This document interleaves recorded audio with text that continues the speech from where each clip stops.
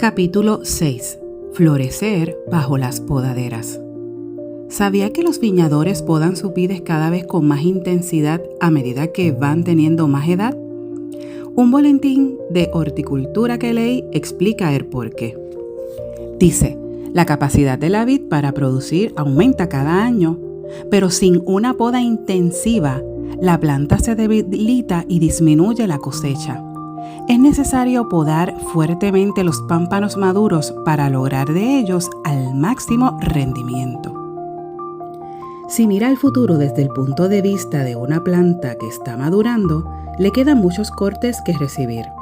Pero desde el punto de vista del viñador, el futuro le depara algo maravilloso. Uvas, uvas y más uvas. En este segundo capítulo sobre la poda, le quiero mostrar lo que está haciendo Dios para llevar su vida hasta aquel canasto más lleno de fruta. Aunque al principio la poda tiene que ver sobre todo con sus actividades y prioridades externas, la poda más madura tiene que ver con sus valores y su identidad personal. Dios se va acercando cada vez más para podar con mayor intensidad porque ya en estos momentos usted está preparado para producir de verdad.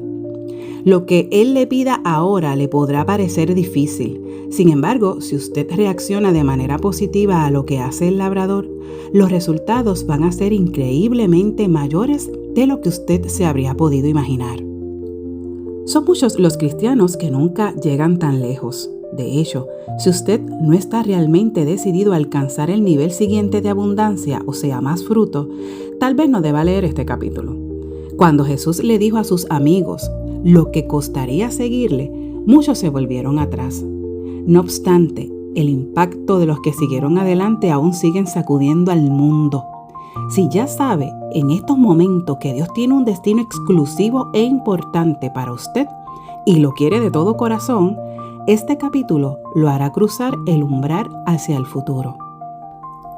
La prueba de su fe. Me parece que ayuda a pensar en la poda madura en función de las palabras bíblicas, la prueba de vuestra fe. En el momento de escribir sus epístolas, los discípulos ya habían aprendido a ver todas las pruebas como oportunidades para perfeccionar su confianza en el Señor y multiplicar su eficacia para Él. Que la prueba de vuestra fe tenga su obra completa, escribe Santiago, para que seáis perfectos y cabales sin que os falte cosa alguna. Santiago 1, 3-4. La poda madura se va haciendo más intensa a medida que las podaderas de Dios van cortando cada vez más cerca del núcleo de lo que usted es. Dios no está tratando solo de llevarse algo, sino que está obrando fielmente para hacerles lugar en su vida a una fortaleza y una productividad mayores y al poder espiritual.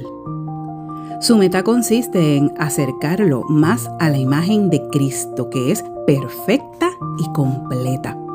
Las pruebas de la fe no tienen nada que ver con el estado de su salvación, eso ya está resuelto.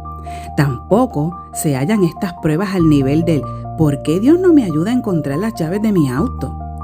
Las pruebas de la fe son diversas pruebas y dificultades que nos invitan a rendirle a Dios algo de gran valor, aun cuando tengamos todo el derecho a no hacerlo. Usted siente que las circunstancias lo atacan y lo llevan al máximo de su resistencia, pero no se siente alejado de Dios, probado por Él, pero no juzgado ni culpable. Un salmista describió esta experiencia de purificación y sus incalculables consecuencias. Porque tú nos probaste, oh Dios, nos ensayaste como se afina la plata y nos sacaste a abundancia. Salmo 66, 10-12. ¿Se ha dado cuenta alguna vez de que una prueba de fe no prueba nada en realidad a menos que lo empuje a usted más allá de la última prueba, más allá de lo que ha demostrado en una prueba anterior? Por eso es frecuente que la poda dure más tiempo y sea más fuerte de lo que pensamos, razonable o justo. Y también esa es la razón de que si usted se echa atrás cuando llega a lo que parece ser su límite, nunca va a crecer ni saber lo mucho que puede confiar en Dios realmente. Cuando sienta que la presión sobre su fe ha llegado al límite, recuerde unas cuantas verdades importantes sobre la poda. Dios no utiliza el dolor cuando un método más agradable produciría los mismos resultados. La poda es siempre la única y mejor respuesta a nuestros anhelos más profundos. Es el afectuoso regalo de un Padre totalmente sabio y amoroso. El dolor tiene la violencia amorosa y la legítima necesaria para producir mi libertad. Escribía Blaise Pascal. No todas las experiencias dolorosas son consecuencia de la poda. Se le está destrozando el corazón porque su hijo adolescente está experimentando con las drogas y la vida sexual. Dios no causa que él haga estas cosas para podarlo a usted. Se enfrenta de repente a un futuro con diabetes o con cáncer en la próstata. Dios no está limitando a su propósito de vida solo para ver cómo reacciona usted. No obstante, cuanta prueba pase usted es una oportunidad para permitirle a Él que obre en su vida a fin de lograr la abundancia. Si usted lo invita a entrar en sus circunstancias, Él cumplirá su promesa de hacer que todas las cosas le ayuden a bien, como dice Romanos 8:28. El dolor de la poda se produce ahora, pero el fruto aparece más tarde. Como sucede en la vid, la poda en nuestra vida tiene su momento, pero la cantidad y calidad de vendimia futura dependen de nuestra sumisión presente al labrador. Aunque van a variar la duración, la profundidad y la amplitud de los momentos de poda, no hay ninguno que dure indefinidamente. Le prometo que se acerca un tiempo en el cual usted va a saber que ya no está sometido a las podaderas de Dios. Donde quiera que mire, verá evidencias de una transformación personal y un ministerio más grande para Dios. Piense en las numerosas pruebas por las que pasó Pablo. Piense después en el tamaño tan increíble de su cosecha. Es imposible tratar de medirla siquiera. ¿No es cierto? El pámpano de Pablo sigue dando fruto todavía hoy en nuestros días. Esto nos lleva a una pregunta muy importante. Si lo que usted quiere es en realidad una cosecha sobrenatural, ¿cómo puede saber cuándo Dios lo está probando para poder colaborar con Él? Dime dónde te duele. La conversación de Jesús en la viña demuestra que Dios nunca ha tenido la intención de que la poda sea un misterio para nosotros o nos haga sentir confundidos. Cuando usted era niño y se hacía daño, la primera pregunta que le hacía su madre al verlo llorando era: dime dónde te duele. Cuando Dios lo está podando, le duele en algún sitio en particular. El dolor procede del punto donde las podaderas están cortando algo. Si se siente confundido con respecto al sitio que Dios lo está podando, hágase esa misma pregunta: ¿dónde te duele? Por medio del dolor, Dios capta su atención y te hace entender su urgencia. El malestar le dice: atento aquí. En 1 Samuel 25 se nos presenta la memorable historia de la forma en que Dios usó la prueba de dolor en la vida de David a fin de prepararlo para un notable futuro. Ya había sido ungido como el próximo rey de Israel, pero durante años parecía como si Dios lo hubiese abandonado. El matador del gigante y héroe nacional había quedado reducido a esconderse en cuevas para tratar de escapar al odio asesino del rey Saúl. Puede leer su diario espiritual de aquellos atroces momentos en los Salmos 54, 57 y 63. Un día, movido por la esperanza y casi muerto de hambre, David les indica a sus hombres que le pidan víveres cortésmente a un terrateniente cercano llamado Nabal. ¿Quién es David?, rugió Nabal, negándose a concederle lo que le pedían. Aquel rechazo tan humillante era un golpe directo al punto más débil de David, su orgullo, sin mencionar su confianza en sí mismo, su sentido de la justicia y su identidad. Enfurecido, David envió a sus hombres de guerra para que mataran a toda la casa de Nabal.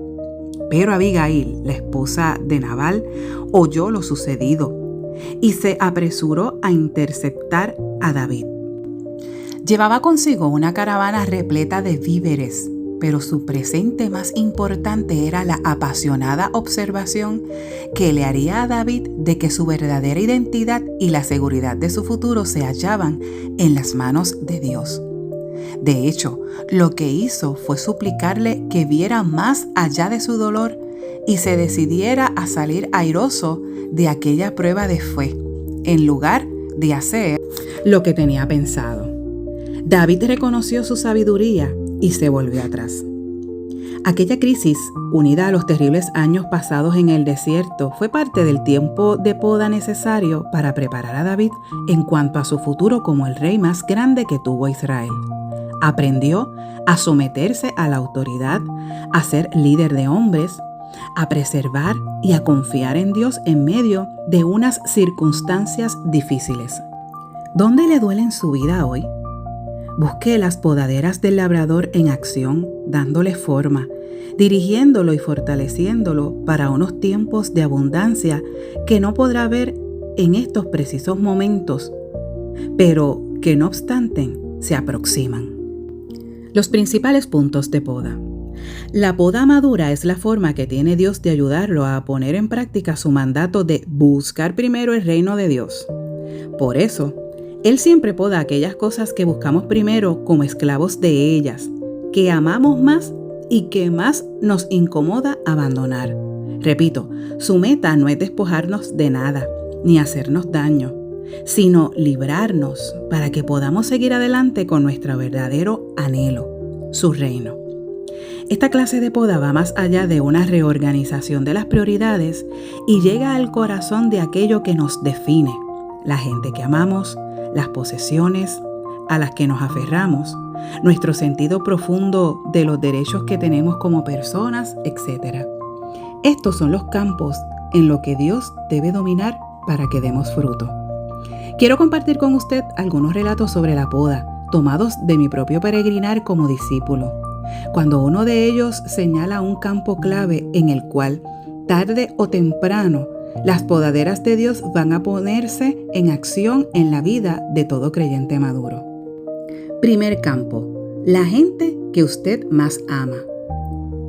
Nunca olvidaré la guerra que tuvo lugar sobre una peluda alfombra rosada en el cuarto de una pequeña niña en Iowa. Yo había ido a Des Moines para un seminario y me estaba quedando con unos amigos. Ellos me habían dado el cuarto de su hija pequeña.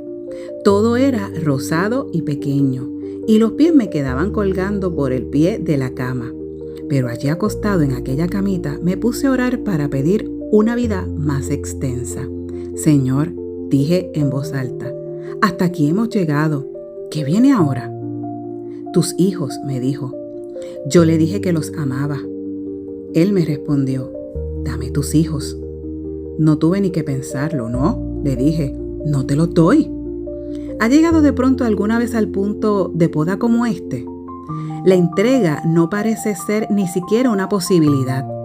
Pasaron las horas. Me encontré arrodillado sobre aquel rosado campo de batalla luchando con Dios. Hasta las 3 de la mañana no fui capaz de finalmente soltar a mis hijos y a mi esposa para que Él se quedara con ellos. Cuando quedó hecha la transacción, aquellos seres humanos que más amaba en la vida me habían dejado de pertenecer.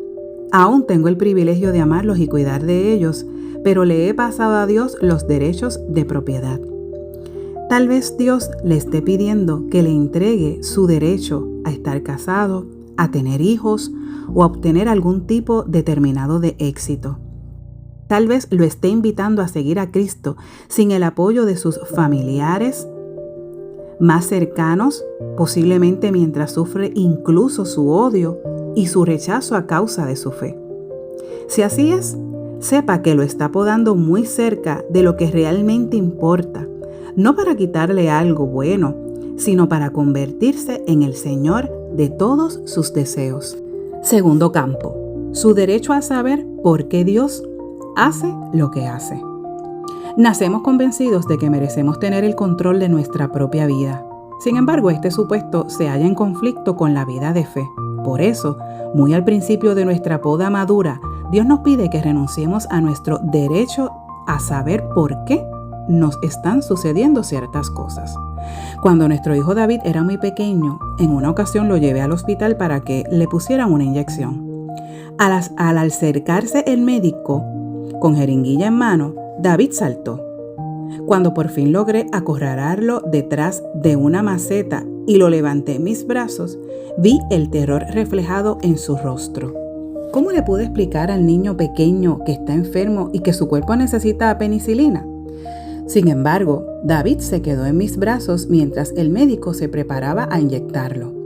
Cuando llegó el momento, no me empujó para alejarme, sino que se apretó más contra mí y gritó: ¡Papá! En nuestra fe pasamos por largas temporadas en las que no podemos responder preguntas como ¿por qué? Y ¿hasta cuándo? Solo sabemos quién, que es nuestro Padre Celestial. Y Él nos ha demostrado que es digno de confianza. Él es quien nos pide que dejemos a un lado las razones, los derechos y los temores y le rodeemos el cuello con nuestros brazos. En esos momentos podemos orar diciendo: Padre, estoy agarrado de ti. Puedes hacer lo que quieras. Lo único que te pido es que me lleves cargado. Tercer campo: su amor al dinero y a las posesiones. Para la mayoría de nosotros, abandonar el poder que tienen sobre nosotros las posesiones y las comodidades materiales es un proceso de toda la vida y uno de los más difíciles. He descubierto que el amor al dinero brota como la hierba mala. La esclavitud al dinero y a las posesiones nos exige nuestra energía, nuestro tiempo y nuestra lealtad. Por eso, una temporada tras otra, el labrador nos pide que soltemos las cosas a las que aún nos aferramos con demasiada fuerza. ¿Le está pidiendo Dios que le entregue algo, ya sea literalmente o en el corazón? Para saber dónde se encuentra dentro de ese proceso, pregúntese: ¿cuánto de lo mío me ha pedido Dios ya? ¿Se lo he entregado? Si permitimos que continúe este proceso de poda, florecerá en su lugar una exuberante libertad para bendecir a los demás. Estos hermosos resultados son los que describe Pablo en una de sus cartas a los Corintios. Os hacemos saber la gracia de Dios que se ha dado a las iglesias de Macedonia, que en grande prueba de tribulación, la abundancia de su gozo y su profundidad pobreza abundaron en riquezas de su generosidad. Segunda de Corintios 8, 1 al 2. Cuarto campo: las fuentes de su importancia. El premio que está en juego aquí es la necesidad que le ha dado Dios de sentir que usted es valioso y su existencia tiene una razón de ser. Para Abraham fue Isaac, su hijo, el milagro. Para Gedeón fue su gran ejército. ¿Qué es para usted? Para mí era el ministerio Caminata Bíblica. Durante años luché para devolverle a Dios lo que entendía que era la gran obra de mi vida. La prueba final vino cuando me comencé a sentir cada vez más seguro de que Dios quería que tomara una decisión ejecutiva que sabía que acabaría con el ministerio. Sentí que Él me estaba pidiendo que le entregara el sueño de toda mi vida. Titubeé, lo pospuse. Finalmente, llegó el día en que puse sobre el altar el futuro de Caminata Bíblica. Le informé a nuestro equipo que ya no podíamos seguir sosteniendo de aquella forma el ministerio. Cuando volví a casa, le dije a Darlene que aquel capítulo de nuestra vida había terminado. Forzado a escoger entre Dios y mi ministerio, había escogido a Dios. Sin embargo, Caminata Bíblica no cerró sus puertas. Una vez que escogí a Dios, Él bendijo el ministerio de una forma que yo jamás me habría imaginado. Ahora comprendo que durante aquella época de poda, Dios me estaba llevando a una encrucijada crítica en mi vida cristiana. Para alcanzar el nivel de abundancia siguiente, tendría que devolverle por completo la obra que Él mismo me había dado, confiando solo en Él en cuanto a lo que sucedería después. Expectativas en cuanto a las uvas. El apóstol Pablo no estaba aquella noche en la viña con Jesús y los discípulos, pero se convirtió en el veterano de la poda. Comenzó, según su propia descripción, como del linaje de Israel, de la tribu de Benjamín, hebreo de hebreos, fariseo, en cuanto a celo, en cuanto a la justicia que es en la ley, irreprensible. Filipenses 3, 5 al 6. En cambio, al final de su vida, vemos algo realmente escaso. Un hombre que había sido podado hasta no quedar nada de la vida de su ego. Todo lo que hacía de Pablo quien era, trabajo, posición, herencia, orgullo, religión, había sido podado. En su carta final desde la prisión escribió: «Pero cuántas cosas eran para mí ganancia, las he estimado como pérdidas por amor de Cristo.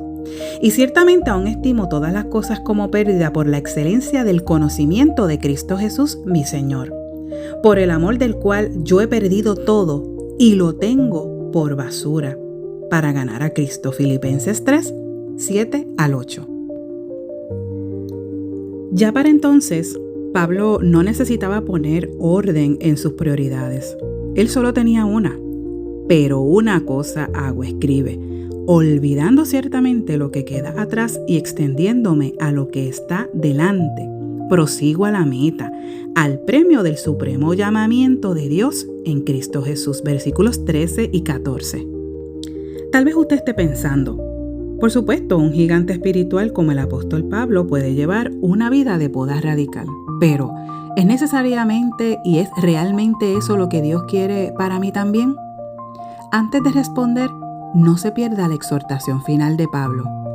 Así que, dice el versículo 15, todos los que somos perfectos, esto mismo sintamos.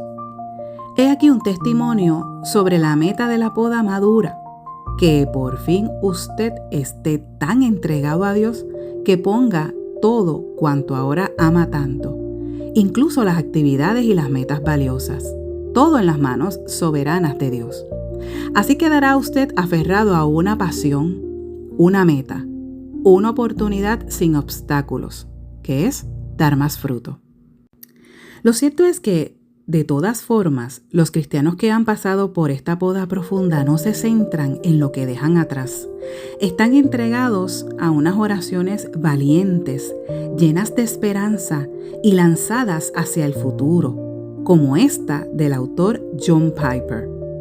Señor, déjame cambiar las cosas para ti de tal manera que esté totalmente fuera de proporción con lo que yo soy. Su respuesta lo es todo. En los 2 últimos capítulos hemos estado hablando acerca de las actuaciones de Dios en nuestra vida para llevarnos de dar fruto a dar más fruto. Del canasto con un poco de fruta dentro al que tiene mucha. Mi meta es ayudarlo a reconocer lo que está sucediendo en su vida de manera que pueda colaborar con Dios y pasar al siguiente nivel de abundancia. No le estoy invitando a pedir una poda. Las pruebas llegan. Sencillamente la cuestión está en que usted permita que Dios haga su resuelta obra de poda en usted o que la desperdicie. En la poda, su manera de responder es la determinante. Puede quejarse, rebelarse, hacer concesiones o incluso huir. O puede experimentar el gozo, el consuelo y el reposo que les llega a los discípulos que mantienen los ojos fijos en el premio y no en el sufrimiento.